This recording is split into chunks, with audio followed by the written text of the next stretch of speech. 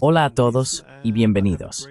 Mi nombre es Glenn Deason y hoy tengo el gran placer de dar la bienvenida al programa a Theodore Postol, quien es un renombrado profesor del MIT que también trabajó para el Pentágono como experto en sistemas de armas nucleares, defensa contra misiles balísticos, guerra submarina y otras áreas relacionadas, que se volverán aún más importantes en un futuro no muy lejano. Y supongo que también es apropiado agregar que ha sido muy crítico con los desarrollos en estas áreas en los últimos años. Así que realmente quería hablar contigo hoy sobre la escalada nuclear y la dirección general en la que se está moviendo el mundo.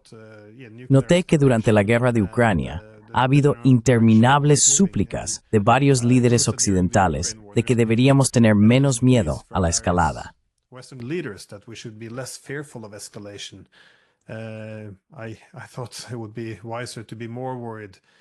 Pensé que sería más prudente estar más preocupado. De todos modos, tienes una presentación que estás preparando para dar por todo el mundo sobre la rápida escalada de armas nucleares durante el ejercicio Able Archer de 1983. Creo que este evento histórico es un caso muy importante en términos de lo que podría suceder, ya sabes, no solo en las próximas décadas, sino en los próximos años, si no meses.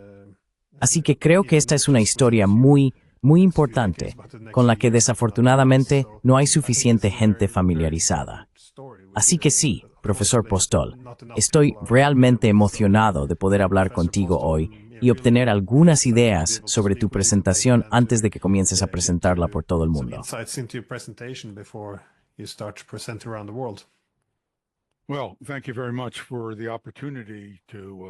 Bueno, muchas gracias por la oportunidad de presentarlo aquí. Debido a la complejidad de este asunto, tengo muchas diapositivas en esta presentación que no mostraré, porque obviamente hay un problema práctico para mí y su audiencia. Pero lo que puedo hacer para aquellos que estén interesados es enviar por correo electrónico un PDF del archivo a cualquiera de sus lectores o su audiencia que esté interesado. Todo lo que necesita hacer es enviarme un correo electrónico. Mi dirección es postol@me.edu. El único error que puede cometer es escribir mi nombre como POSL en lugar de OL, así que es PTOL en meet.edu. Ahora, porque en el pasado he sido inundado con solicitudes, las cuales estoy feliz de responder, por favor pongan su título, simplemente Able Archer Briefing. Solo tengo tanto tiempo para clasificar las cosas, pero si tengo esa información, es sencillo para mí simplemente responder con la presentación. Así que solo asegúrese de hacerlo fácil para mí y fácil para usted identificar su solicitud en cualquier caso.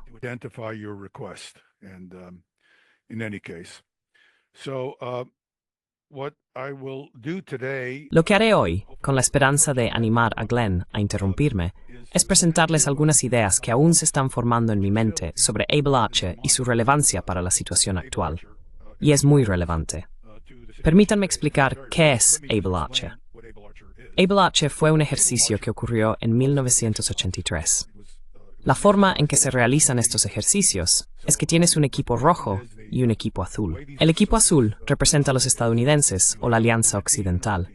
El equipo rojo, en este caso, era la Unión Soviética, porque la Unión Soviética existía en ese momento, junto con el Pacto de Varsovia. Hay un grupo intermediario que actúa como árbitros durante estos ejercicios de mesa. Por ejemplo, si eres el secretario de Defensa de Estados Unidos, que de hecho participó, Caspar Weinberger, el entonces secretario de Defensa, fue un participante en este ejercicio, junto con el entonces presidente del Estado Mayor Conjunto, John Bessie. Así que estos eran participantes reales en la cima del gobierno de Estados Unidos, involucrados.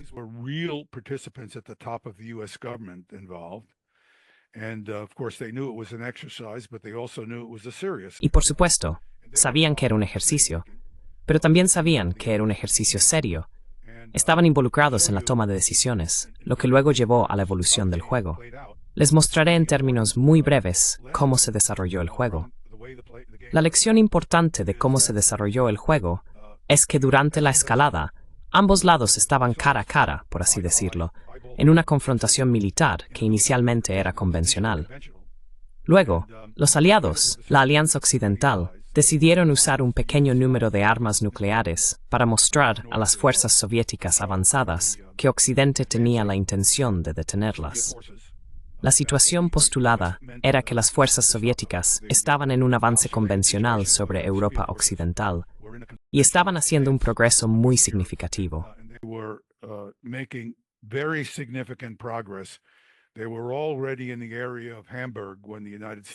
Ya estaban en el área de Hamburgo cuando Estados Unidos decidió, por primera vez, usar artillería nuclear para hacerlos detenerse, para hacer que los rusos se detuvieran, que los soviéticos se detuvieran. Así que este es un escenario. Es inventado. Mi propia opinión, para ser honesto, es que la Unión Soviética nunca habría hecho esto. Este no habría sido el tipo de ataque soviético que se postulaba. Los soviéticos no eran ni de cerca tan capaces como se asumía en ese momento. Pero ese fue el escenario que se inventó. Y es importante tener eso en cuenta, no porque no sea plausible que hubiera tal escalada, sino porque es importante recordar que los rusos hoy en día no tienen el tipo de amenaza para Europa Occidental que se postulaba en un momento en que tampoco tenían ese tipo de amenaza para Europa Occidental.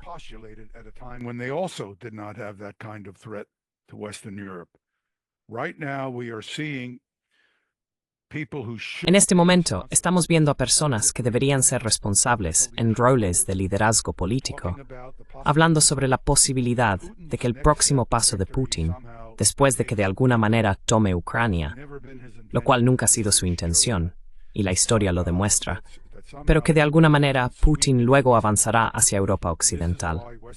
Por eso, Europa Occidental necesita escalar su compromiso con un aumento militar, en preparación para enfrentar la invasión rusa que es inminente, predicha por estas personas como una posibilidad. No hay razón para creer que los rusos sean capaces de este tipo de invasión. No hay razón para creer que tengan la intención de ejecutar este tipo de invasión. Pero el punto importante es que no tienen las capacidades para hacerlo.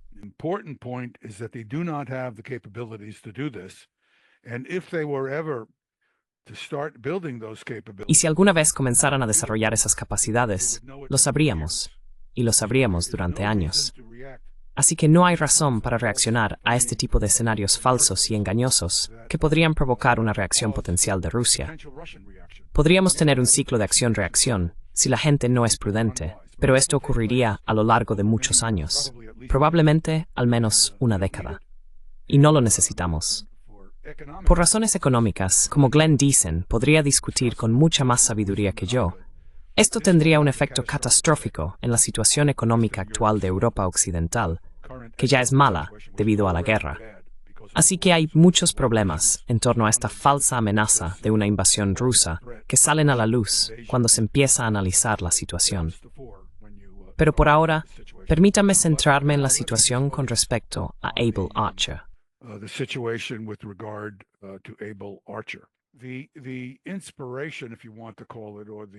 La inspiración, si quieres llamarlo así, o el reexamen de Able Archer, surgió para mí cuando Estados Unidos anunció que iba a, junto con Alemania, reintroducir misiles de teatro en Europa, en Alemania, en 2026.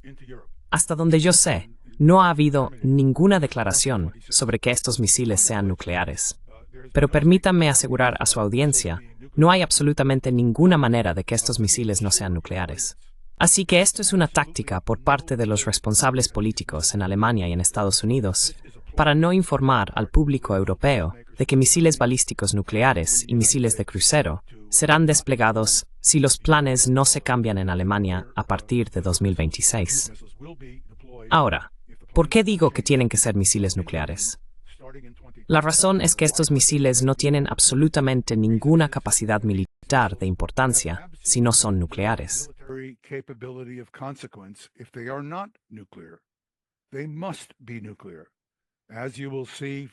Deben ser nucleares. Como verán en algunos de los diagramas que les mostraré, las armas nucleares son las únicas lo suficientemente poderosas como para marcar una diferencia militar significativa si van a introducirlas en Alemania. Así que deben ser nucleares.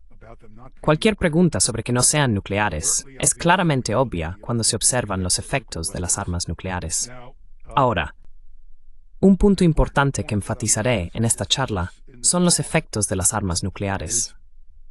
Los efectos de las armas nucleares son tremendos en relación con cualquier cosa que su audiencia crea entender. A menos que hayan trabajado con armas nucleares, como yo lo he hecho, y algunas personas pueden haberlo hecho, pero casi todos con los que trato, incluidos, incidentalmente, personas de los laboratorios de armas nucleares de Estados Unidos, que construyen estas armas, cuando doy una charla sobre el tema, quedan atónitos.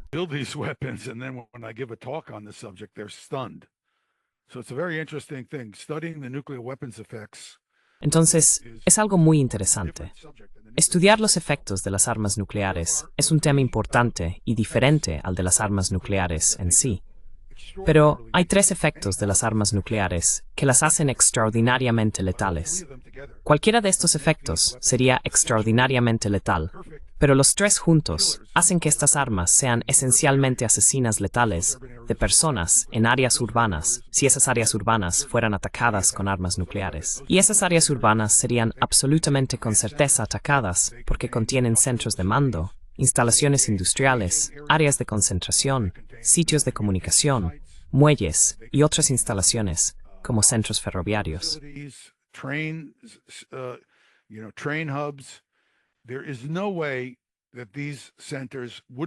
No hay manera de que estos centros no fueran atacados. Podríamos llamarlos, en la terminología que se usaba en la planificación nuclear, sitios industriales urbanos. Eso era solo un nombre para las ciudades. Es importante entenderlo. Usaré parte del lenguaje para alertarte, para alertar a tu audiencia sobre las formas en que se describen estas cosas que engañan a un no experto. Estoy hablando de un no experto como una persona inteligente, que simplemente no ha sido instruida en los detalles.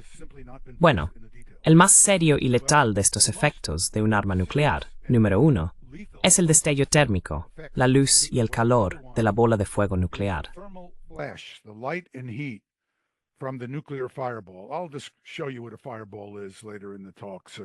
Te mostraré qué es una bola de fuego más adelante en la charla, para que tengas una idea de lo que es. Pero este destello térmico, este destello de luz extraordinariamente brillante, en el área objetivo, será miles de veces más brillante que el sol al mediodía. No será por un corto tiempo, pero algo más brillante que el sol por 1000 veces al mediodía, un sol del desierto al mediodía, hará que las cosas estallen en llamas. Estos incendios se iniciarán esencialmente en toda el área objetivo, si es una ciudad. Así que imagina que tienes un entorno donde se han iniciado incendios en un rango enorme, a distancias de quizás 6, 7 u 8 kilómetros, para una ojiva de cerca de 800 kilotones, que estaría más cerca de una ojiva estratégica.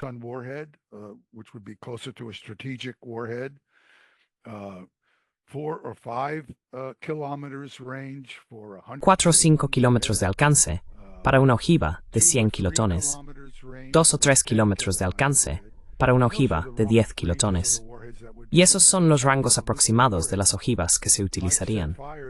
Así que, una ojiva nuclear táctica podría provocar incendios si se usara en un entorno urbano, es decir, en una instalación en una ciudad urbana. Podría provocar incendios en un rango de 2,5 a 3 kilómetros. Así que un rango de 2 kilómetros sería, ya sabes, 12, 13 o 14 kilómetros cuadrados, todos incendiados en un instante. Y describiré estos incendios porque tienen una dinámica propia. Lo que sucede es que tienes todo en llamas. Es como estar en una chimenea. Esa es la forma de pensarlo. Being in a fireplace.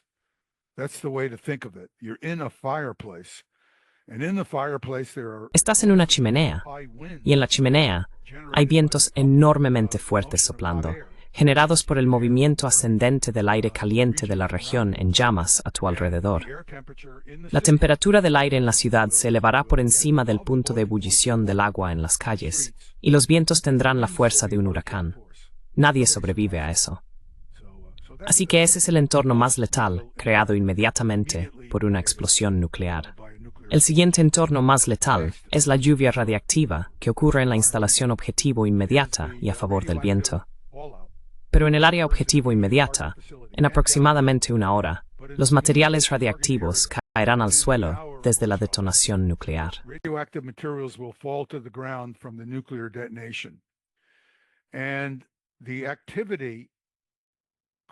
Y la actividad creada por una explosión nuclear es cientos o miles veces mayor que la actividad que se liberó en el accidente de Chernóbil en 1986. En ese momento, decae muy rápidamente en comparación con la desintegración radiactiva en Chernóbil, porque es una mezcla diferente de radioisótopos. Pero lo que importa en las primeras horas, hasta decenas de horas después del ataque, es que este material está cayendo justo en el área objetivo y a favor del viento, a decenas de millas a favor del viento, en algunos casos a cientos de millas a favor del viento. Así que esta radiactividad es muy letal y muy consecuente en términos de las personas que se encuentran en el área objetivo. Luego, el efecto menos letal, que generalmente atrae la atención de la mayoría de las personas, es la onda de choque.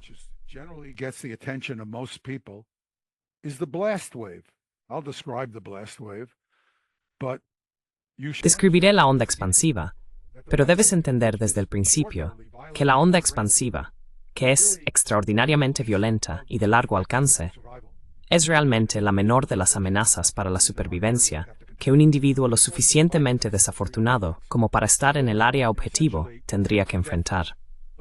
Y, por supuesto, los efectos combinados de los tres resultarían esencialmente en la muerte de todos en estas áreas objetivo. No habría sobrevivientes de los que hablar. Pero permíteme pasar inmediatamente a la cuestión de Able Archer, porque quiero darte una idea de las consecuencias físicas de esta experiencia en 1983. Esto es, en cierto sentido, una representación técnica de lo que realmente habría ocurrido si este juego de guerra se hubiera desarrollado como una confrontación militar real en 1983. Ahora, es importante tener en cuenta que hay un factor social y político en mi descripción aquí.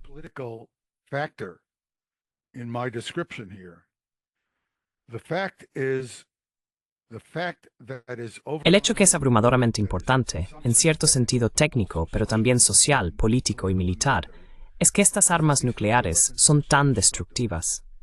Y debido a que son tan destructivas, desde una perspectiva militar, te ves obligado. No tienes opción. Quiero subrayar esto. No significa que estés loco o demente.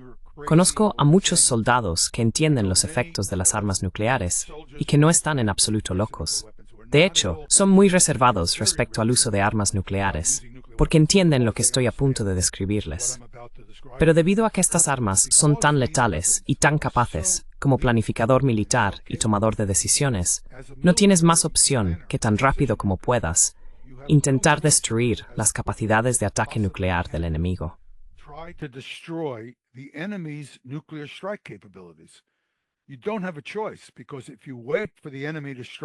No tienes otra opción, porque si esperas a que el enemigo te ataque, destruirán tus instalaciones de ataque antes de que puedas destruir las suyas. Así que tienes este problema, en el que personas informadas, no locas, perfectamente razonables y sensatas, se verán atrapadas en una confrontación que no tienen más remedio que escalar. Así que esta es una consecuencia social, política y militar de un hecho técnico. Así que tenlo en cuenta. Aquí hay un mapa simple de Able Archer. Y, en este escenario particular, las fuerzas rusas o soviéticas estaban avanzando. Habían avanzado bien dentro de Alemania Occidental en este punto. Y se tomó la decisión de que tenían que ser detenidas.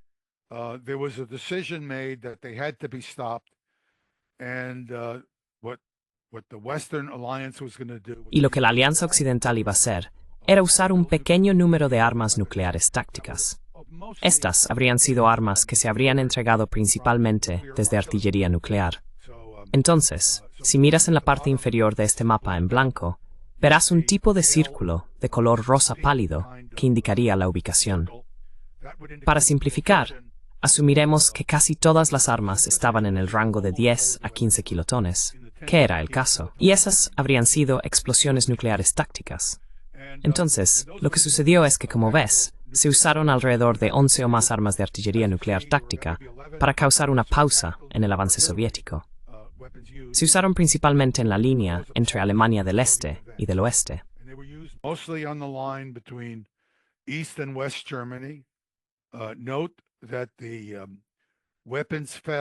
Tenga en cuenta que las armas cayeron en Alemania Occidental porque el avance soviético postulado ya se había movido de Alemania Oriental a Alemania Occidental. Este es el primer día de los ataques, muy temprano en el ataque, 24 horas después de los ataques. Para el segundo día, los soviéticos habían respondido. Ahora, como puede ver, hay un número mucho mayor de armas tácticas siendo utilizadas. Estas están en el rango de 1 a, digamos, 10 kilotones. Pronto le mostraré cuáles serían los efectos de una de estas armas de menor rendimiento. Pero por ahora, solo quiero mostrarle la cantidad de armas. Este es el segundo día, así que ya, en 2 días, hemos llegado a 30, 40 o 50 detonaciones nucleares del tamaño de Hiroshima o Nagasaki. El tercer día implica el uso de armas nucleares de 75 a 100 kilotones.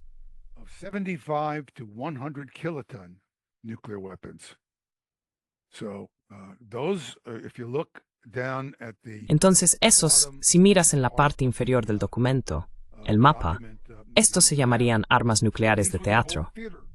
Básicamente, asumiré que son armas de 100 kilotones porque es un buen número redondo. Así que aquí hay un montón de armas nucleares tácticas. Nota que estas son armas nucleares tácticas occidentales. Se utilizan contra las fuerzas soviéticas que avanzan. La idea es detenerlas antes de que lleguen a la línea del frente y continúen abrumando tu línea del frente en desintegración. Así que estas son armas en el rango de 75 a, digamos, 100 kilotones. Nota que hay una respuesta soviética más pequeña de armas de 100 kilotones, pero eso va acompañado de armas mucho más grandes, armas nucleares de 800 kilotones o así, 1 megatón. Llámalas armas nucleares de 1 megatón.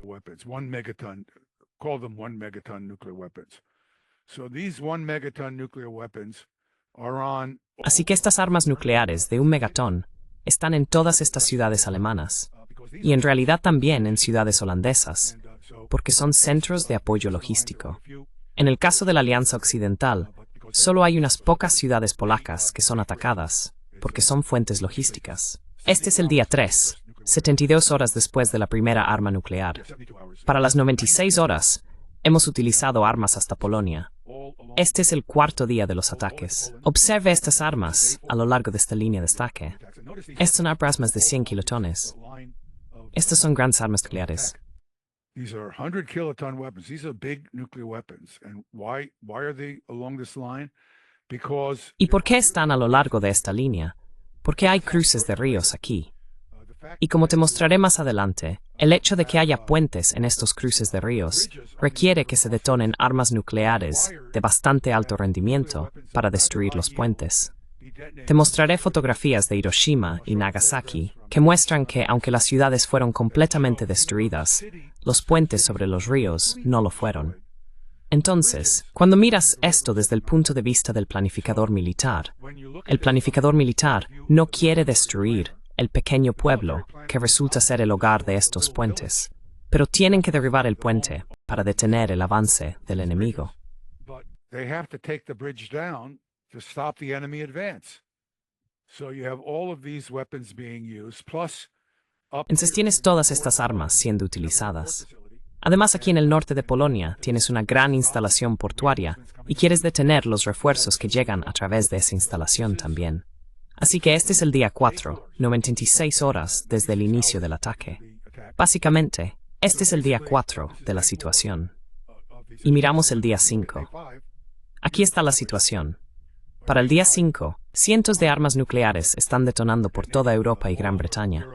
Resulta que, si miramos más allá, París, Londres, Ámsterdam, Rotterdam y Bruselas están destruidas. Todas las principales ciudades alemanas y polacas están destruidas. Suecia, Bielorrusia y los países bálticos han sido alcanzados. Sweden, Belarus and the Baltics have been hit.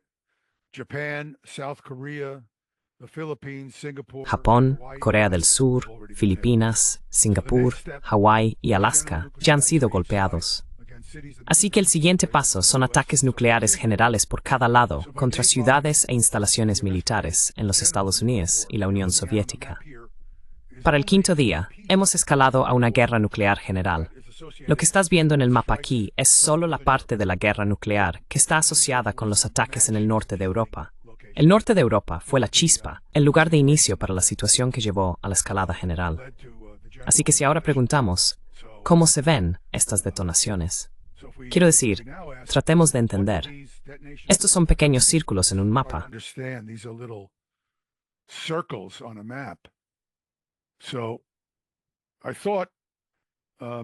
Entonces pensé, estoy tratando de ilustrar el tamaño de estas nubes de escombros nucleares, porque eso también te da intuitivamente una idea de la escala física de las cosas. Así que si miras este diagrama frente a ti, cuando tienes nubes donde hay lluvia, típicamente tienes nubes que están un poco más de 2 a 3 kilómetros de profundidad en altitud. Hay nubes estratocúmulos y nimbostratos. Estas nubes son típicamente nubes de lluvia de gran altitud. También puedes tener nubes cúmulos. Si miras al cielo, te haces una idea. Puedes ver la base de las nubes. Así que puse este diagrama aquí para la comprensión intuitiva de tu audiencia. Si mostramos el tamaño general de un arma nuclear de 100 kilotones y de 1 a 2 kilotones.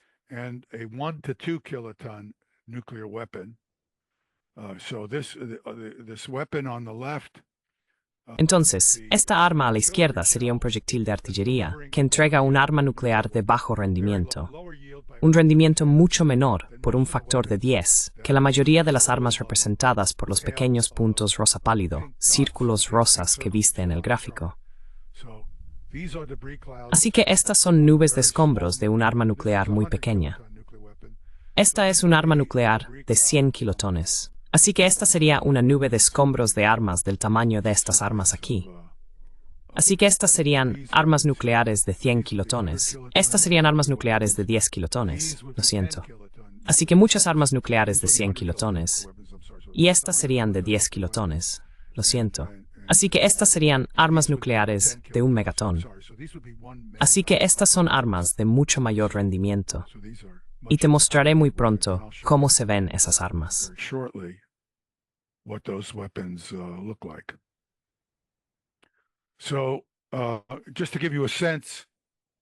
Para darte una idea de cómo se ve una nube radiactiva real de una detonación nuclear, esta es la nube radiactiva de Hiroshima. Y lo que he hecho es etiquetar algunas nubes nimbostratus. Así que estas son nubes de lluvia que estaban sobre el área. Y aquí abajo puedes ver nubes negras. Esas son nubes de combustión. El fuego fue iniciado. Esta nube de escombros probablemente tiene unos 7 u 8 minutos de antigüedad, por lo que seguirá elevándose durante muchos minutos después del ataque. Así es como se ve esta nube, después de unos 8 minutos. Y lo importante aquí es que puedes ver que hay esta región separada de humo negro, que se ve claramente diferente de la región de nube blanca, que son partículas de condensación, ya sabes, partículas de agua y partículas de polvo con agua adherida a ellas. Estas son partículas de humo.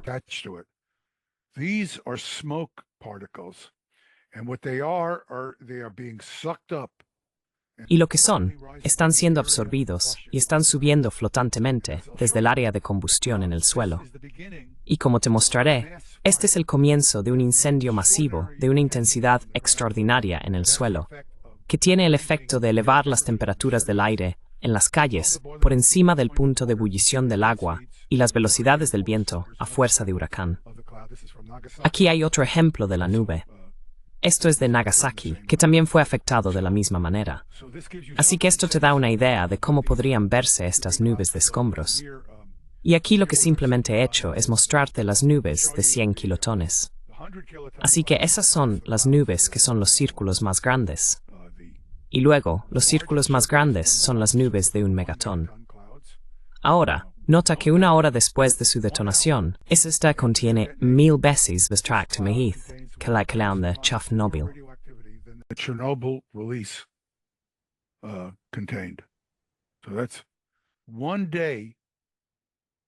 Entonces, eso es un día. Es 20 veces más radiactivo. La radiactividad decae a un ritmo muy rápido. Pero 1 hora después de esta detonación, parte de este material ya está en el suelo, cae al suelo. Y a medida que esta nube de escombros se mueve con el viento, el material radiactivo cae y decae, todavía 20 veces más radiactivo que la liberación de Chernóbil, digamos 20. Así que esto es un día, 24 horas después. Supongamos una velocidad del viento baja, como una velocidad media baja de 10 millas por hora. Eso significa que a 400 kilómetros a favor del viento, hay una nube que ahora se ha extendido, relativamente, con 20 veces más de la radiactividad de la liberación de Chernóbil, dejando caer partículas en el suelo. Así que tienes una verdadera amenaza de radiación solo por esta nube aquí.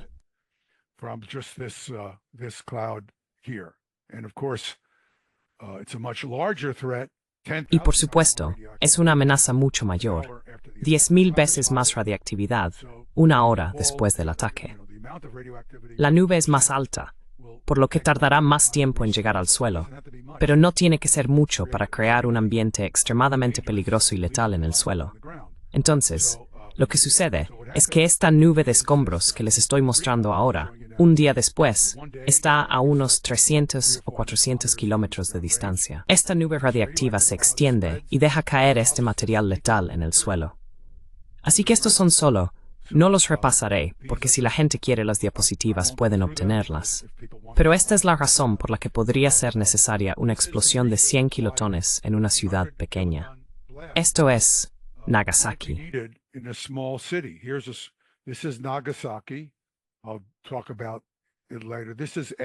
Hablaré de eso más tarde. Esto es después de los efectos del bombardeo. Puedes ver que está completamente limpio de edificios. Observa que la bomba de 22 kilotones cayó en esta ubicación, aquí, y la presión de la explosión fue de aproximadamente 40 libras por pulgada cuadrada en este puente. El puente no fue derribado. Si la persona promedio mira esto, estaría horrorizada. Al menos, espero que estés tan horrorizado como yo cuando vi este diagrama por primera vez. Horrorizado por la destrucción completa de todo en la ciudad, que fue causada por la combinación de explosión e incendio. El incendio, en combinación con la explosión, es lo que llevó a la destrucción completa de todo lo que puedes ver en este diagrama aquí.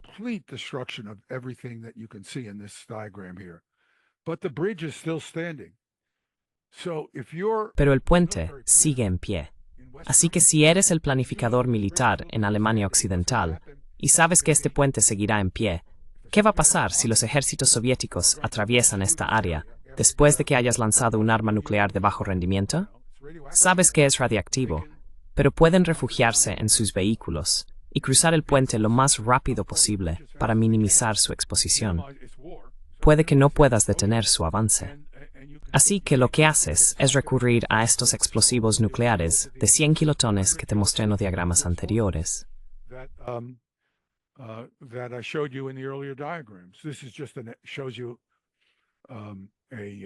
Esto solo te muestra una estimación aproximada de las áreas letales creadas, mostradas en rojo, por explosiones nucleares de 100 kilotones.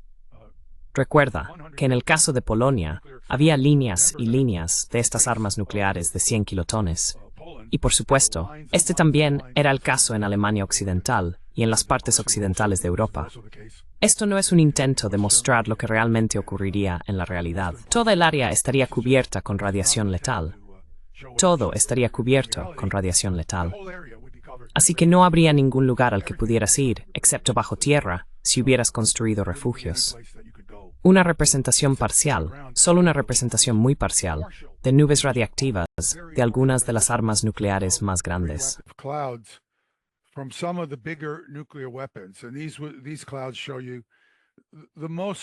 Y estas nubes te muestran las áreas más letales producidas por detonaciones, las detonaciones de mayor rendimiento que habrían ocurrido en las ciudades.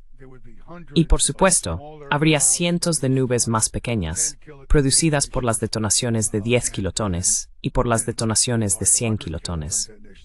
Así que toda esta área sería esencialmente un páramo radiactivo para cuando la conflagración hubiera terminado.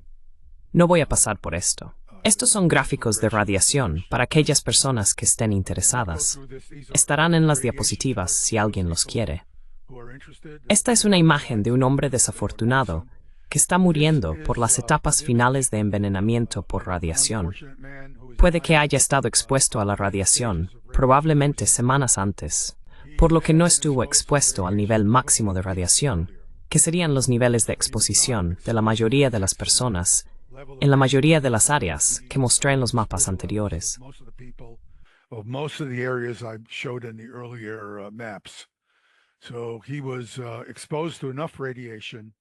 Entonces estuvo expuesto a suficiente radiación como para sentirse bien. Probablemente inicialmente se sintió enfermo durante unos días. Luego comenzó a sentirse mejor. Así que habría habido un periodo de tiempo en el que se sentía no tan enfermo, relativamente bien, pero un poco débil, y luego habría comenzado a sangrar por el interior.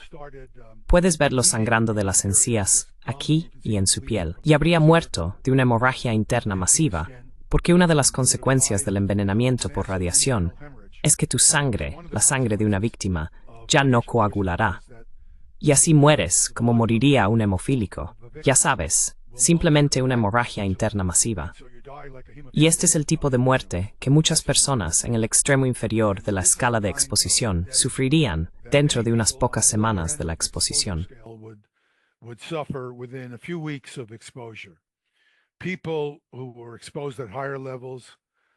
Las personas que estuvieron expuestas a niveles más altos sufrirían este tipo de efecto antes, tal vez dentro de días en algunos casos, tal vez dentro de semanas. Así que habría personas muriendo durante semanas y días después de su exposición a esta radiación extrema. Ahora, hablemos de las consecuencias menos peligrosas del ataque, que son los efectos de la explosión del fuego. Solo te daré un poco de exposición a eso. Pero permíteme subrayar, como espero haber dejado claro, que las consecuencias de la radiación y el fuego fueron un peligro y un mecanismo de muerte mucho más serio que la explosión en sí. Y verás que la explosión no es algo que deba ignorarse. Lo que sucede es que la detonación nuclear podría ser detonada a cierta altitud sobre el área objetivo.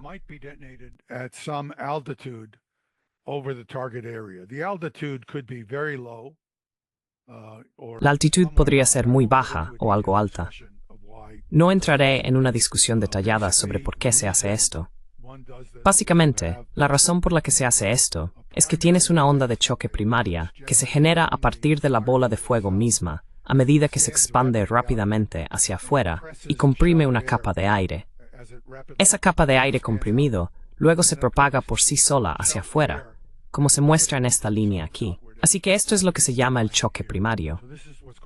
Hay un choque secundario, dependiendo de la altura de la explosión, que se genera a partir del choque primario por reflexión en el suelo. En este diagrama en particular, este es el choque reflejado. La razón por la que podrías ajustar la altitud es porque el choque secundario y el choque primario se fusionan en un frente de choque llamado frente de Mach.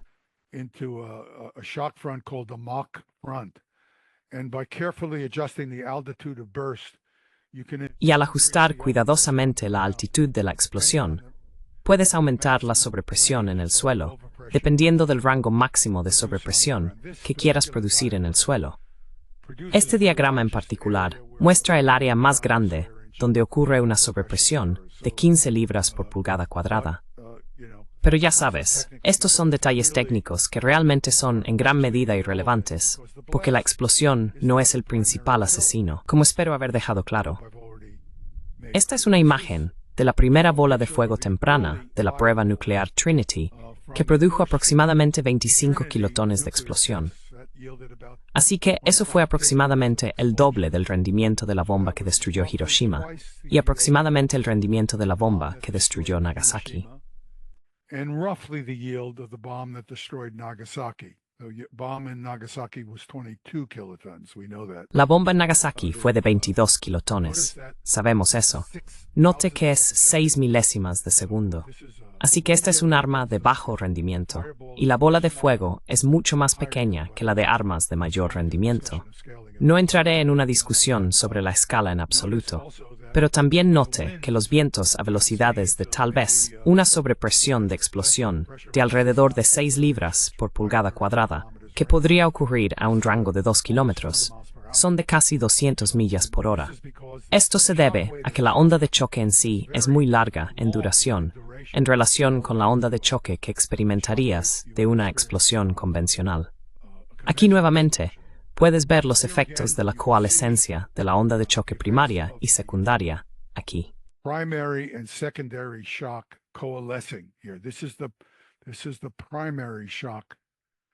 Esta es la onda de choque primaria moviéndose hacia afuera, y aquí está la onda de choque primaria y secundaria fusionándose a altitudes más bajas. Aquí puedes ver lo que parece ser un comportamiento no físico, porque está viajando a una velocidad más alta que la onda de choque. Esa es la combinación de la onda de choque primaria y secundaria, pero eso es porque la onda de choque en el suelo viaja más rápido que la onda de choque en el aire. Así que el golpe de gravedad está causando si este material se desprende sobre el suelo por los efectos explosivos de la onda de choque que se propasa a través del suelo, un efecto llamado thermal popcorning. An effect called thermal popcorning. The light and heat from the fireball at this distance. La luz y el calor de la bola de fuego a esta distancia y tiempo de la explosión nuclear son probablemente unas 100,000 veces más brillantes que el sol en el desierto al mediodía. Esto ocurre en un tiempo muy corto. Lo que sucede es que cuando la tasa de calentamiento es tan alta, los granos de arena en el suelo se calientan a una velocidad tan alta que la temperatura en la superficie es enormemente más alta que la temperatura en el interior, porque el calor llega tan rápido. Debido a que calienta la superficie tan rápidamente, y es un material frágil, simplemente se convierte en polvo calentado térmicamente. Eso es lo que estás viendo aquí. Into dust, into thermally heated dust. And that's what you're seeing here. This is called thermal popcorning, if you know what popcorn is. Esto se llama thermal popcorning, si sabes lo que es el popcorn. Es un efecto donde las partículas simplemente explotan térmicamente. Y aquí puedes ver la bola de fuego continuando su expansión. No pasaré mucho tiempo en esto. Aquí nuevamente, la distancia ha cambiado bastante. Observa que el tallo es bastante ancho ahora, porque tienes este aire caliente circulando y ascendiendo desde la detonación misma. Ten en cuenta que esta es una explosión de prueba en el desierto, por lo que no tienes material en combustión debajo. No verás la nube negra que te mostré subiendo a lo largo del tallo desde el material en combustión en el suelo, porque no hay nada en combustión. Es solo arena explotada. Exploded sand. That's what you're seeing.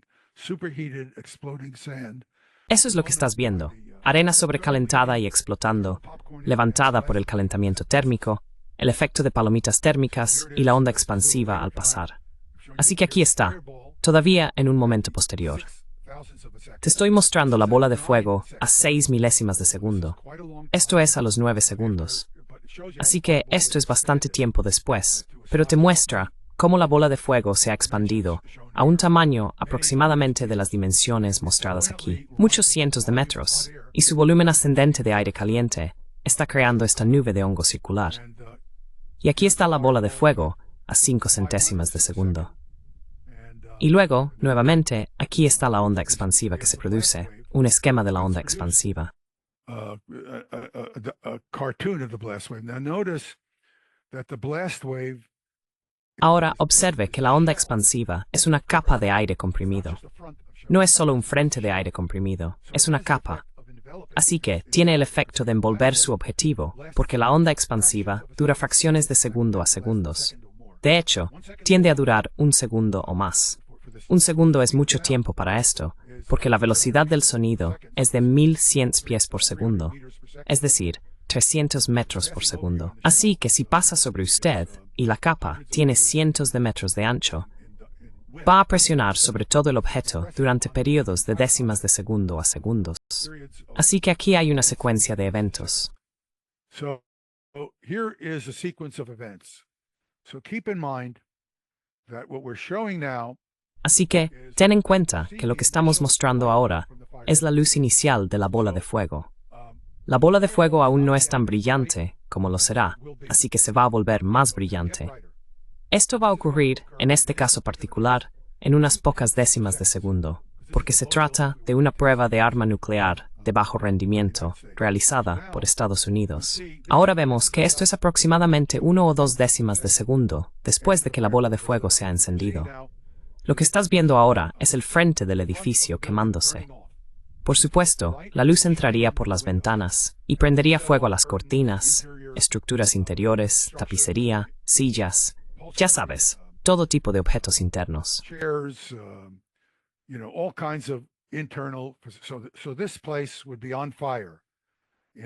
Entonces este lugar estaría en llamas en los siguientes segundos, donde te mostraré los efectos que vienen. En este caso particular, probablemente sería tal vez un par de segundos después. Así que estamos hablando de las primeras décimas de segundo aquí. La bola de fuego se ha expandido. Aún no ha terminado de producir la onda de choque en este punto. Así que solo estamos viendo la luz de la bola de fuego antes de la onda de choque que todavía está produciendo. Luego, en unos 2 segundos, aún no estamos viendo la onda de choque. Y luego llega la onda de choque. Observa que la onda de choque está desgarrando la parte superior. Aquí está el frente de la onda de choque. Esto es alrededor de 5 libras por pulgada cuadrada.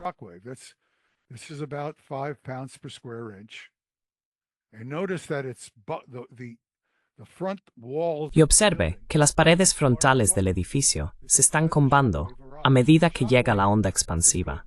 La onda expansiva va a envolver toda la estructura. Así que aquí vemos que la onda expansiva comienza a envolver la estructura. Y se puede ver que la parte superior del techo se está desprendiendo, porque la onda expansiva va acompañada de vientos de 200 millas por hora. La parte frontal del edificio se está combando por el impacto inicial, y los vientos están comenzando a destrozar el edificio. Podemos ver que a medida que la onda expansiva continúa pasando por la estructura, parece que la parte superior del edificio ha sido golpeada desde arriba por un mazo gigantesco. Se puede ver que el techo simplemente se está hundiendo hacia arriba, en ambos casos, debido al efecto de aplastamiento y al movimiento del viento.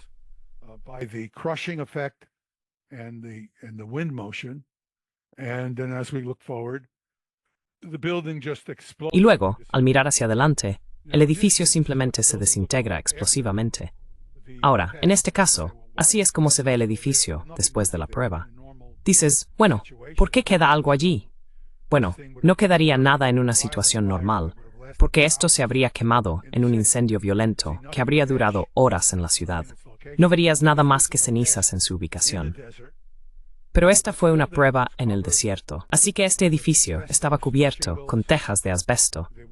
No había materiales internos que pudieran incendiarse porque fueron removidos intencionalmente, ya que el propósito del experimento era medir los efectos de la explosión en el edificio. De hecho, los efectos del fuego fueron ignorados durante décadas en las evaluaciones de los efectos de las armas nucleares en las ciudades.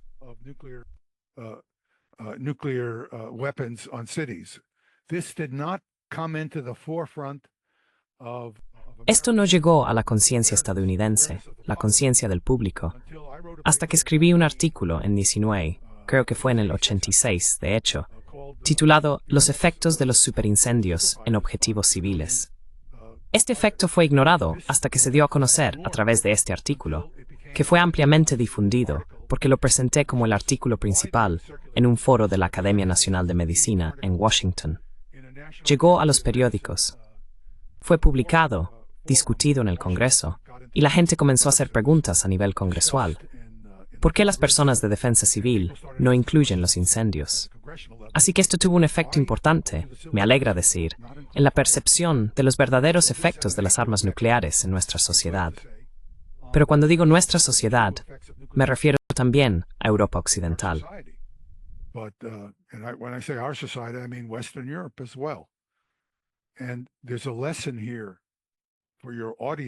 Y hay una lección aquí para que su audiencia la entienda muy claramente. Este efecto ahora se comprende ampliamente debido al accidente de mi oportunidad de presentar una discusión detallada y clara de este efecto en un foro que fue ampliamente monitoreado por personas líderes en nuestra sociedad, un foro de la Academia Nacional de Medicina. De lo contrario, sería ignorado, y el público en general seguiría siendo engañado al creer que estas armas nucleares son mucho menos letales de lo que realmente son. Aquellos de ustedes que quieran copias de ese artículo, por favor, envíen un correo electrónico.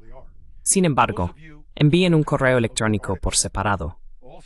Titulen el correo electrónico Artículo de Superincendios y les enviaré una copia de ese artículo del estudio de la Academia Nacional de Medicina.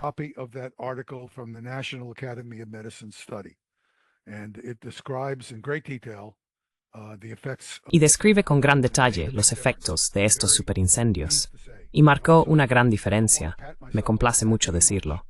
pero tampoco quiero felicitarme demasiado porque fue un accidente de circunstancias. Bien, entonces, los efectos únicos de la luz y el calor extremadamente intensos de la bola de fuego solo se han descrito en parte. Solo quiero describir esos antes de terminar mi discusión y darles una idea de cuán impactantes son estos efectos. Son impactantes porque están fuera de la experiencia humana. Así que piensas que entiendes que este intenso destello de luz y calor es algo malo. Por supuesto, eso es fácil de decir, pero es mucho más impactante entender algunas de las consecuencias físicas reales. To understand some of the actual physical consequences. I'd like to show you those, and then I'll end it there. But Me gustaría mostrarte eso, y luego terminaré ahí. Pero mi propósito al mostrarte esto es darte una sensación más visceral de estos efectos, para que no los olvides, porque es fácil centrarse en los efectos de la explosión, ya que es algo que creemos entender. Pero los efectos del fuego son mucho más importantes. Así que de lo que estoy hablando es de la intensa luz y calor de la bola de fuego. Aquí tienes un ejemplo de lo que ocurrió en Hiroshima. Esto no será una reacción visceral, a menos que seas una persona que entienda el carácter de lo que estás viendo. Y la mayoría de veces no lo haría.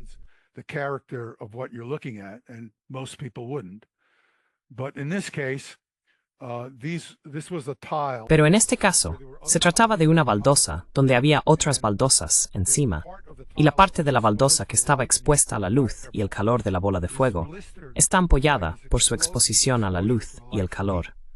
La razón por la que está ampollada es similar a las razones por las que se produce este efecto de palomitas térmicas en la arena debido a la luz extremadamente intensa de la bola de fuego. Lo que sucedió aquí es que la luz intensa calentó la superficie de esta pizarra a una temperatura tan alta, de un par de miles de grados y más allá del punto de fusión de los metales, que simplemente se desintegró, simplemente estalló. Pero eso fue porque era un material quebradizo. Así que, nuevamente, informativo, pero no asombroso.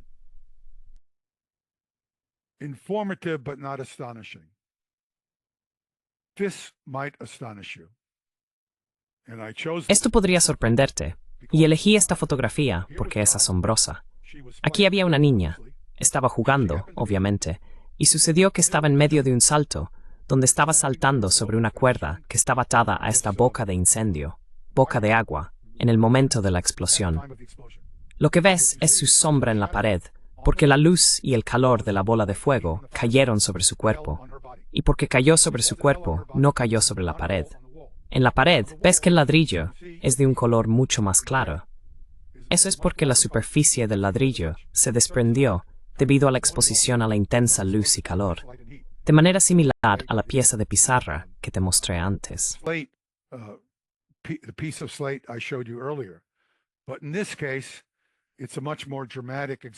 Pero, en este caso, es un ejemplo mucho más dramático de lo que la luz y el calor de la bola de fuego pueden hacer a las personas en un área objetivo. Aquí hay otro ejemplo. Nuevamente, lo que estás viendo es menos dramático, pero debería serlo en este punto, espero, porque lo que ves es la pintura ampollada en la pared de metal detrás de este vástago de válvula. El vástago de la válvula produjo una sombra de la bola de fuego, y debido a la sombra, la pintura no se ampolló inmediatamente detrás del vástago de la válvula. Así fue como las primeras personas, los científicos Jarón temprano después del bombardeo atómico en 1945, determinaron la altura de la explosión del arma nuclear. Tuve el privilegio de conocer a un hombre, Motohiro Kimura.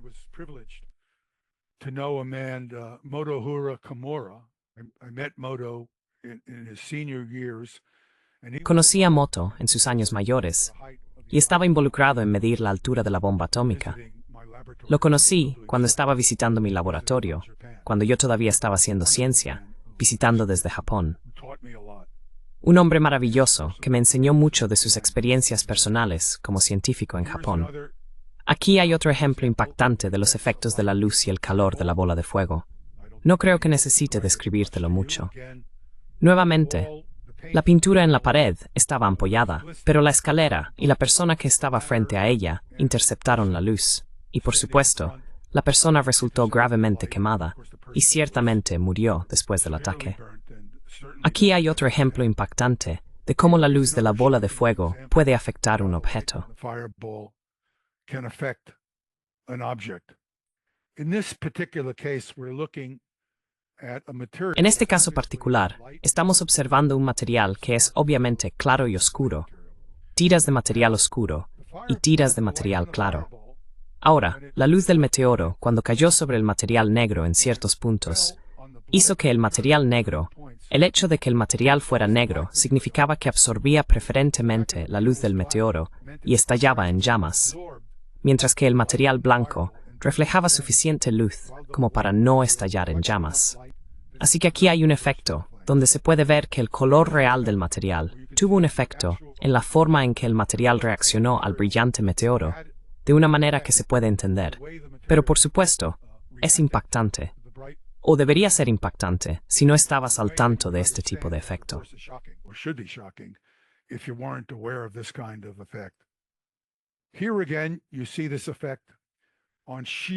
Aquí nuevamente, ves este efecto en un material blanco puro. Este material estaba cubierto con pequeñas flores. Creo que la siguiente diapositiva las muestra. Sí, aquí hay una flor de cerca. Las flores fueron quemadas preferentemente. El material que rodeaba las flores era más claro, un material muy ligero y blanco, así que reflejaba suficiente luz y calor para que el material no alcanzara una temperatura donde se quemara. Pero las flores eran lo suficientemente oscuras en color como para que se encendieran y se quemaran selectivamente del material. Esto es casi una imagen del mal, ya sabes, si uno quiere verlo de esa manera. Y aquí, por supuesto, están las consecuencias para una mujer que tenía algún tipo de material con un patrón sobre ella, cubriendo su cuerpo cuando el arma se activó.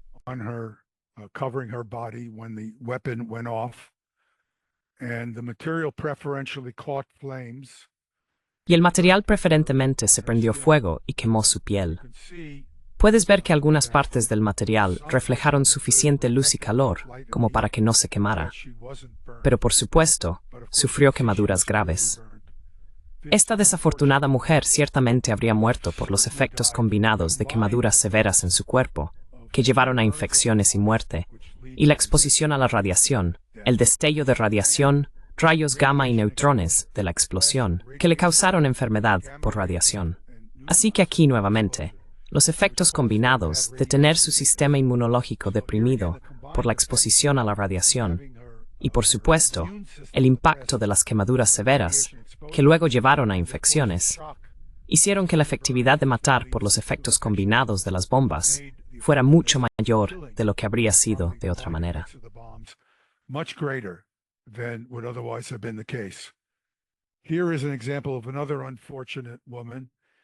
Aquí hay un ejemplo de otra mujer desafortunada. En este caso, puedes ver que su piel fue quemada a través de su ropa, pero tenía algún tipo de correa.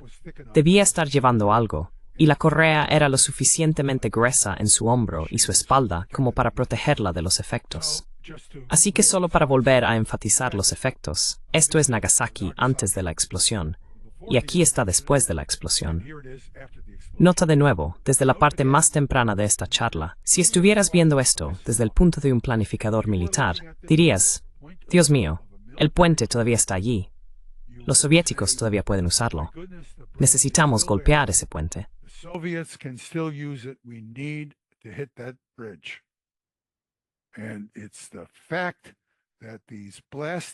Y es el hecho de que estas explosiones, la radiación y los efectos térmicos son todos claramente diferentes en su escala. Pero todos llevan a esta horrenda lección de Hobson que un planificador militar tiene que enfrentar, incluso si no están locos, e incluso si están bien informados sobre los efectos nucleares. Así que para aquellos de ustedes que quieren entender mi psicología, yo como individuo, esta es la imagen que inmediatamente me viene a la mente cuando escucho a personas hablar sobre la guerra nuclear.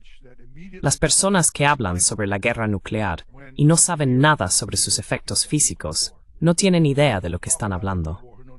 No quiero que esto sea insultante, pero cualquiera que hable sobre la guerra nuclear como algo tolerable con lo que lidiar, simplemente está desinformado. And if they haven't taken the trouble Y si no se han tomado la molestia de entender los hechos que presenté en esta sesión informativa, y están en un rol de toma de decisiones, un rol de toma de decisiones políticas, hago el juicio, este es mi juicio personal, de que estas personas son irresponsables y no deberían estar en un rol de toma de decisiones si no se han tomado la molestia de informarse. Así que tengo un juicio moral muy fuerte aquí, además de una declaración técnica que hacer en esta discusión. Y los dejaré contemplar lo que he dicho de aquí en adelante. Gracias por la oportunidad de hablar. Somos seres humanos de nuevo.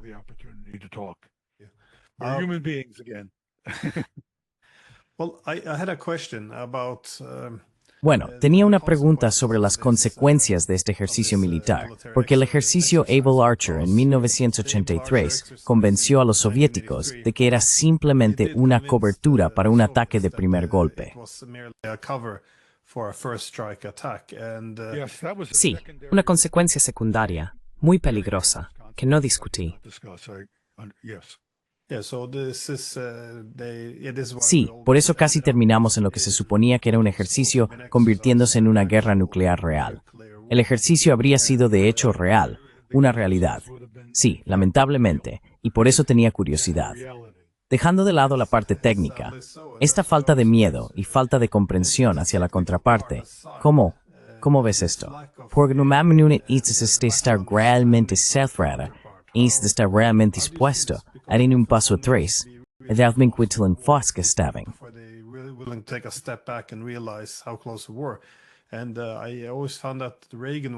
y siempre encontré que Reagan era un caso de estudio fascinante de esto, porque después de casi desencadenar una guerra nuclear en 1983, escribió en sus memorias que estaba genuinamente sorprendido de que el liderazgo soviético considerara siquiera la posibilidad de que pudieran estar bajo un primer ataque. Desde su perspectiva, deberían haber reconocido que Estados Unidos era un buen país, uno que era virtuoso, y no se involucraría en tal ataque. Esto debería haber sido obvio para los soviéticos. Es interesante desde lo que se refiere en la literatura como una sensibilidad de dilema de seguridad, que es la capacidad de ponernos en los zapatos de los oponentes y ver la amenaza desde sus ojos.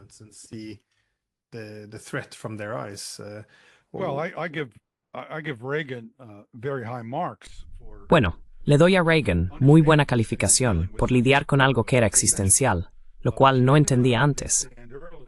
Pero culpo al sistema por no informarle de los efectos existenciales que acompañarían cualquier uso de armas nucleares debido a la rápida escalada que está esencialmente garantizada por la naturaleza de las armas nucleares. Le doy al sistema un 0, una calificación de 0 menos. Y esta es mi preocupación hoy. Por eso estamos teniendo este ejercicio. Me pediste que hablara sobre esto, porque acordamos que este es un problema. Reconoces este problema. Y ambos acordamos que este es un problema.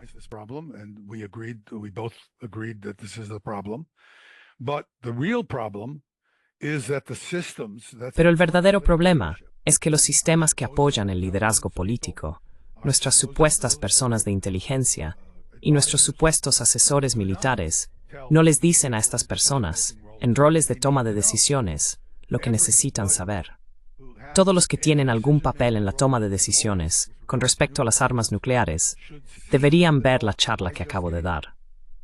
Permítanme darles un ejemplo de una experiencia personal muy inquietante que he tenido múltiples veces. He dado charlas, no exactamente esta charla, pero charlas sobre las consecuencias de las armas nucleares. Solía dar esta charla, no esta charla, pero una charla similar en la Universidad de Stanford cuando enseñaba allí antes de ir al MIT. Y era una audiencia muy grande en el momento en que estaba dando esta charla.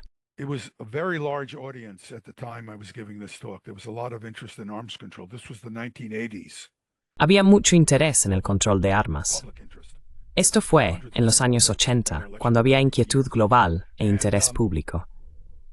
Teníamos cientos de estudiantes en nuestra conferencia cada año, y cada año 1 o 2 soldados que estaban de permiso en Stanford se acercaban después de la conferencia y me decían que estaban involucrados en la selección de objetivos nucleares y que no tenían idea de cuáles eran realmente los efectos primarios de estas armas. Estaban en Omaha, Nebraska, en el cuartel general del Comando Aéreo Estratégico, estaban involucrados en la selección de objetivos.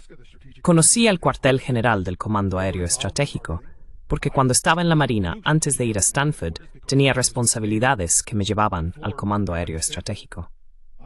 Had responsibilities that took me out to Strategic Air Command, and I was aware that the soldiers doing the target. Y yo era consciente de que a los soldados que hacían el apuntado básicamente se les decía, ya sabes, aquí tienes un pequeño círculo y averigua dónde colocarlo entre estos objetivos. No sabían cuáles eran los efectos de las armas nucleares. Tenían este pequeño círculo que se les pedía colocar sobre los objetivos. No tenían idea de cuáles serían realmente las consecuencias de los ataques nucleares. Y para el crédito de estos jóvenes y morales soldados, cuando vieron las consecuencias, se sintieron obligados a acercarse después de mi charla y hablar conmigo. Y no sentí más que simpatía por ellos. Y los consolé lo mejor que pude. Les dije, miren, estaban haciendo su trabajo como soldados. Ese es el sistema que tenemos. Seré el primero en decirles que este sistema es inadecuado. Por eso estoy en Stanford ahora, y ya no en el Pentágono.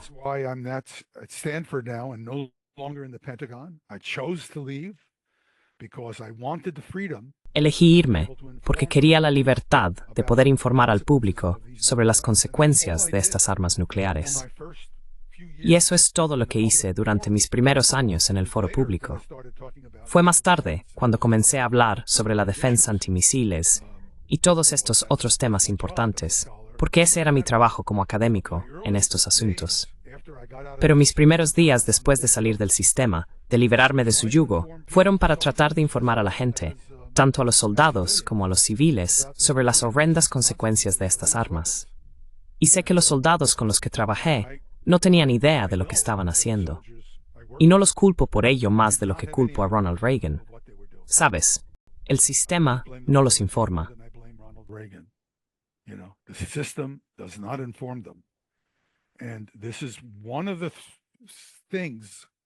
Y esta es una de las cosas que los politólogos que hablan sobre el dilema del prisionero, como escucho en Stanford, estas tonterías de las que hablan, no tienen idea de lo que están hablando.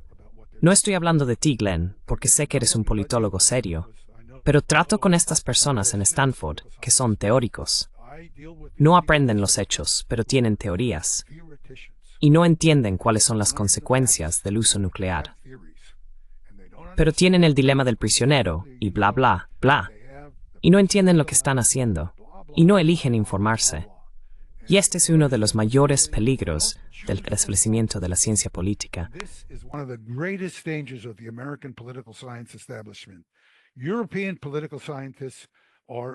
Los politólogos europeos pertenecen a una cultura diferente.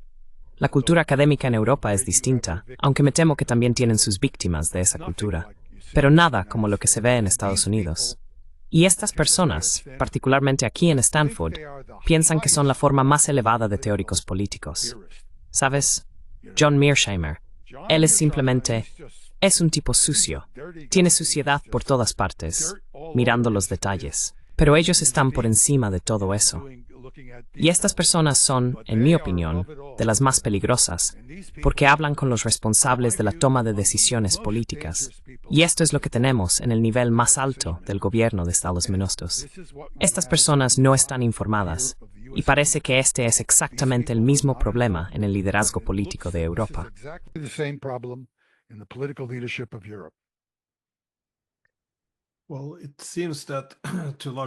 Bueno, parece que en gran medida, entre el liderazgo político, al menos, el miedo a las armas nucleares ha desaparecido. Pero las amenazas ciertamente no han desaparecido. Así que quería preguntarte, ¿cuáles ves como las principales amenazas de cara al futuro? ¿Es la proliferación? ¿Más países adquiriendo armas nucleares? ¿Es un cambio en los sistemas de armas? ¿Es el desarrollo de sistemas de defensa antimisiles que podrían convertir las armas nucleares de un arma defensiva destinada a la disuasión a un arma más ofensiva? ¿Qué ves? ¿De dónde provienen las principales amenazas en los próximos años?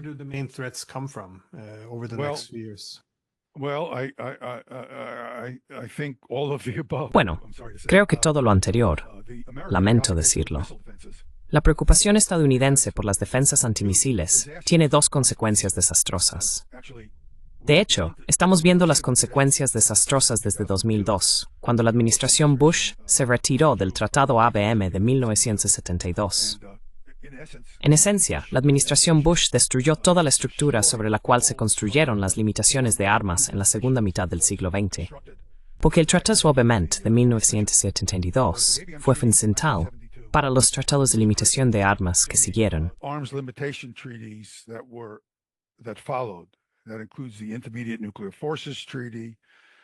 Eso incluye el Tratado de Fuerzas Nucleares de Alcance Intermedio, los tratados de armas estratégicas y los tratados START, y todos estos tratados, porque el Tratado ABM de 1972 explícitamente, justo en su preámbulo, habla sobre el hecho de que las defensas antimisiles crean la percepción de que un adversario podría ser capaz de atacar y luego responder defendiendo contra la represalia. La percepción de que esto podría ser posible es suficiente para hacer que todos los que están observando las defensas antimisiles del otro lado respondan expandiendo sus arsenales nucleares ofensivos. Por lo tanto, el Tratado ABM fue crítico para limitar las defensas antimisiles a un nivel donde ninguna de las partes pudiera, de ninguna manera, anticipar alguna utilidad para esas defensas antimisiles. Y así, podrían comprometerse cómodamente en reducciones de armas nucleares ofensivas.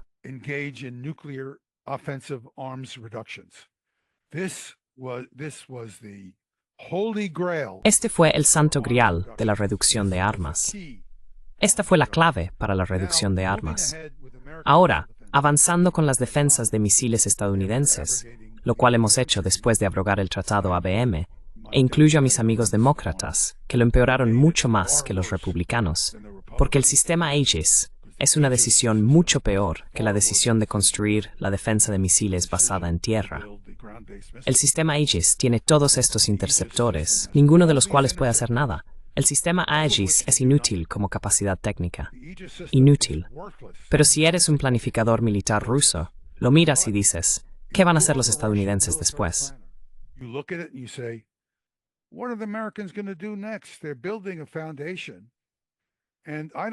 Están construyendo una base, y no sé qué van a hacer con esa base en algún momento futuro. De mayor importancia que la capacidad es, si escuchas extremadamente atentamente a Vladimir Putin, y yo escucho atentamente a Putin cuando habla, estoy realmente ahí con mi oído palabra por palabra, porque realmente quiero intentar entender qué pasa por su mente sobre el tema de la represalia nuclear.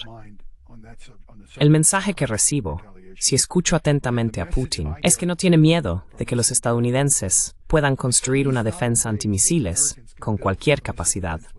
Tiene miedo de que un político estadounidense torpe pueda pensar que estas defensas antimisiles que tenemos tienen alguna capacidad y tome una acción que podría llevar a Rusia a no tener más opción que represaliar.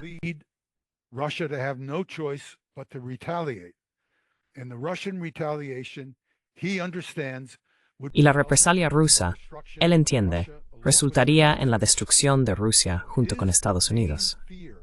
Así que su principal temor es la ignorancia estadounidense combinada con la defensa antimisiles. Y es lo suficientemente inteligente y está lo suficientemente bien informado, en mi opinión, por todo lo que le he oído decir, para entender que estas defensas antimisiles nunca proporcionarán ninguna capacidad. Pero no está seguro de que un responsable político estadounidense esté lo suficientemente bien informado como para no ser engañado y creer que tienen alguna capacidad. Y ese es el mismo resultado que un error que lleva a un intercambio nuclear, que termina con Rusia, Estados Unidos y la civilización. Así que él entiende estas defensas antimisiles. Las defensas antimisiles son un gran problema. Hay otras cuestiones de proliferación, pero estoy seguro de que he tomado mucho tiempo aquí. Este, en particular, es realmente de gran importancia.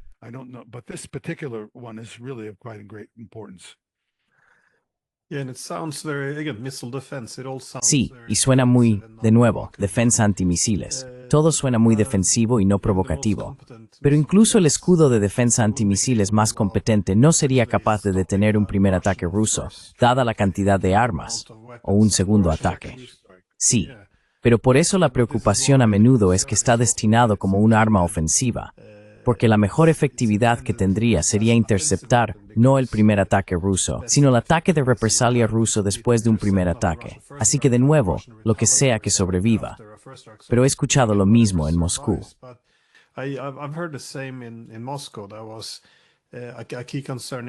Una preocupación clave es que si Estados Unidos tuviera un sistema de defensa antimisiles potente, podría engañar a algunos líderes. Si creen que tienen la capacidad de ejecutar un primer ataque, no significa que lo perseguirían, pero crearía una postura más agresiva, la creencia de que uno tendría dominio de la escalada. Es decir, uno puede intensificar o escalar el conflicto, sabiendo que en algún momento los rusos tendrían que capitular o retirarse más o menos. Y ciertamente, cuando estamos en una situación de alto riesgo como la que estamos ahora en Ucrania, si el lado estadounidense creyera que tenía un sistema de defensa antimisiles funcional, podría descontrolarse muy fácilmente. Quiero decir, ya parece que no tememos a las armas nucleares, y esto podría empeorar mucho, mucho más.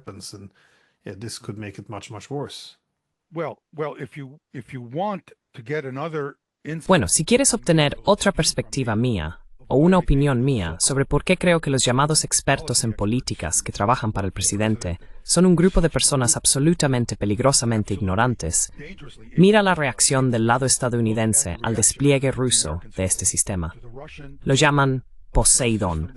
Este submarino robot submarino, que probablemente lleva una ojiva nuclear de 50 o 100 megatones, porque el tamaño del espacio dentro de ese torpedo es obviamente lo suficientemente grande para ese rendimiento de una ojiva.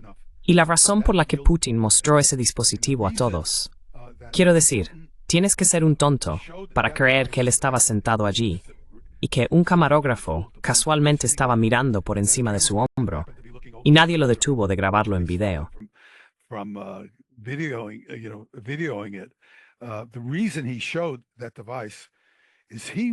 La razón por la que mostró ese dispositivo es que quiere que cada tomador de decisiones político estadounidense, sin importar lo que crean sobre las defensas antimisiles, entienda que Estados Unidos y Europa Occidental serían destruidos por esta arma submarina, donde la defensa antimisiles no puede desempeñar ningún papel si se ejecuta un ataque nuclear contra Rusia. Esa es la razón de Poseidón. Si quieres hacer ver que los rusos son más inhumanos, que son animales, que no les importa la vida, como a nosotros, toda esta basura que escuchas de estos guerreros fríos, que son totalmente ignorantes sobre quiénes son los rusos.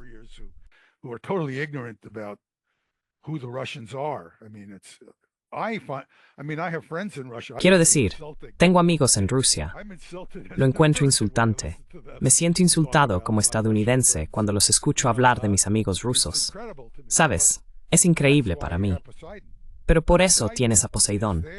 Poseidón está ahí para decirle a los más ignorantes de estas personas, a las que he sufrido escuchando que es mejor que no hagan esto. Porque si lo hacen, van a estar muertos y su país va a desaparecer, sin importar lo que puedan hacer estas defensas antimisiles. Incluso si funcionan tan bien como tú, en tu comprensión delirante, piensas que pueden. Por eso está Poseidón. Tú eres un accidente en absoluto.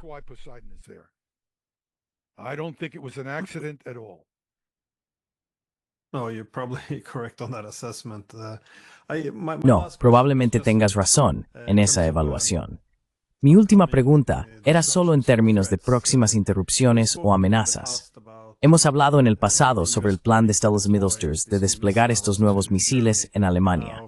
Ahora, por supuesto, ha generado un poco de fragmentación dentro de la alianza de la OTAN, pero también Trump ha hecho comentarios de que quiere reducir las armas nucleares entre nosotros, Rusia y China. Puede que no suceda, pero tal como está, todavía existe esta propuesta de que Estados Unidos debería desplegar estos misiles en Alemania en 2026. ¿Ves que esto siga adelante? Y si es así, ¿cuáles serán las principales consecuencias y reacciones previsibles, principalmente de los rusos entonces?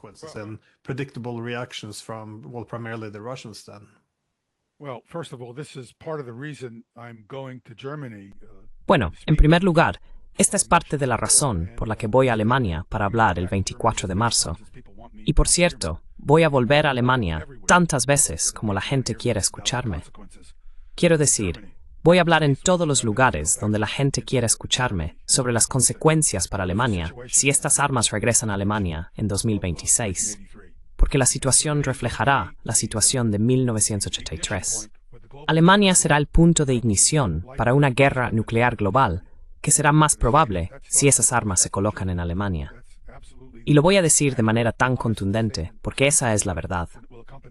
Esa es absolutamente una declaración precisa y honesta de lo que acompañará esos despliegues.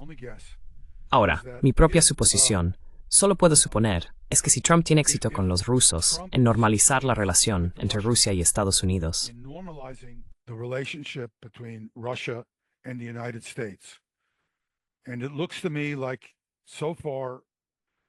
y me parece que, hasta ahora, el equipo estadounidense está haciendo un buen trabajo en esa dirección, pero hay muchos problemas que van a tener que enfrentar, especialmente del liderazgo europeo, que está completamente desconectado, y de grandes partes del establecimiento político estadounidense, que tal vez esté tan desconectado o más que el liderazgo europeo. Así que tiene una gran lucha por delante. Puede contar conmigo como un aliado en eso, pero dudo que lo haga. En cualquier caso, una de las cosas de las que los estadounidenses responsables deberían estar hablando es de cómo deberían ser los acuerdos de control de armas durante este proceso de normalización.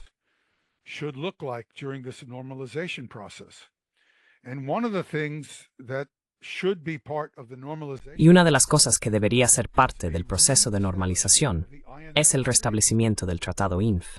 No hay razón. Si vamos a hablar sobre reducciones de armas estratégicas, del tipo que el equipo de Putin ya ha planteado como una posibilidad, el Tratado INF debería restablecerse con al menos el mismo nivel de prioridad que las reducciones de armas. Y eso significa que Estados Unidos debería cancelar este despliegue extremadamente imprudente, que es una consecuencia de la imprudencia de la administración Biden. Si quieres decir que Biden fue imprudente, aquí tienes un ejemplo. Anthony Blinken y Jake Sullivan. Estas personas no sé cómo empezar a describir cuán imprudentes fueron. Quiero decir, simplemente no tengo palabras para ello.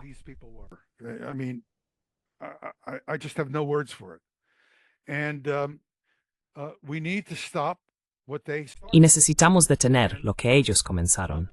Si Trump quiere detener lo que ellos comenzaron, el Tratado INF necesita ser al menos la misma prioridad que la reducción de armas nucleares. Ahora, habiendo dicho esto, y criticando al establecimiento estadounidense, déjenme comenzar con mis amigos del Boletín de los Científicos Atómicos, quienes no devuelven mis llamadas telefónicas. El Boletín de los Científicos Atómicos, que afirma estar preocupado por la reducción de armas, no ha dicho nada sobre la iniciativa de Trump. Nada. En cambio, han publicado estos artículos idiotas sobre por qué es algo terrible que Trump esté avanzando con estos acuerdos.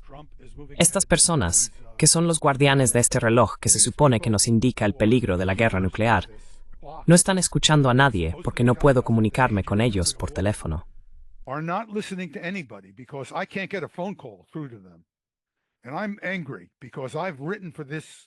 Y estoy enojado porque he escrito para esta organización durante 40 años, y si sueno enojado, lo estoy. No están haciendo su trabajo. Deberían estar informando sobre lo que está sucediendo en el intento de Trump de normalizar las relaciones con los rusos. Y también deberían estar hablando sobre el Tratado INF.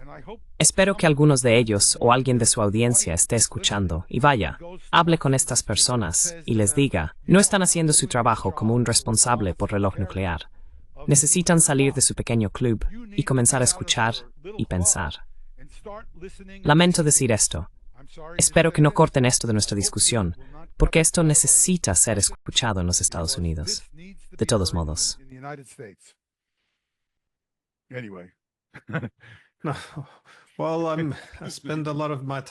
Bueno, paso mucho tiempo preocupándome por la racionalidad de los líderes europeos, especialmente porque todos parecen pensar que estamos en medio de una repetición de la Segunda Guerra Mundial.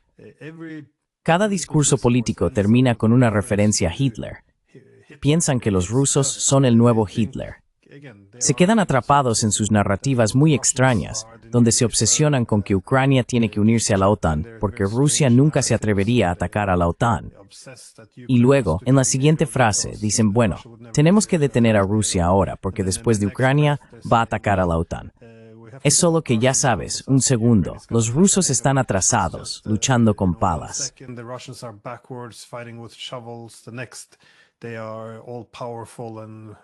La próxima, son todos poderosos y están listos para engullir a toda Europa. Quiero decir, es simplemente, siempre te preguntas, ¿son estas personas genuinas? ¿Están desinformadas o simplemente son engañosas? No estoy seguro. Esperar estupidez o beligerancia, ¿qué es mejor? Pero ciertamente es preocupante que esto esté sucediendo. No son capaces de formular un solo argumento sin hablar de Hitler. Es muy preocupante, especialmente cuando ahora estamos librando una guerra, por poder, contra la mayor potencia nuclear del mundo.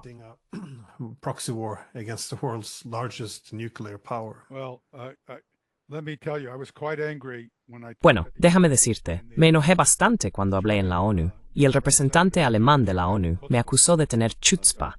Probablemente sabes lo que significa. Chutzpah es algo así como, tienes descaro, ya sabes. Es un término yiddish para una persona atrevida. Lo encontré molesto, diría al extremo. Soy de una cultura judía. Por cierto, mi esposa es católica, así que me mantienen bajo control.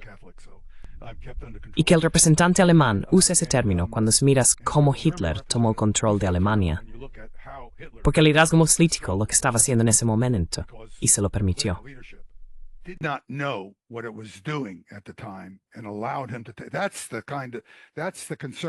Esa es la preocupación sobre Hitler, en la que los líderes actuales de Europa y Alemania deberían estar pensando. En lugar de invocar su nombre, como si después de haber obtenido un poder que nunca debería haber tenido, deberían pensar en hacer cosas ahora que pongan a Alemania en una situación donde ocurra la misma consecuencia debido a su mala gestión. Si quieren mencionar a Hitler, deberían empezar a pensar en ello, porque la historia comienza con su toma del sistema político alemán, no con lo que sucedió después, porque no había nada que hacer después de que él tomó el control.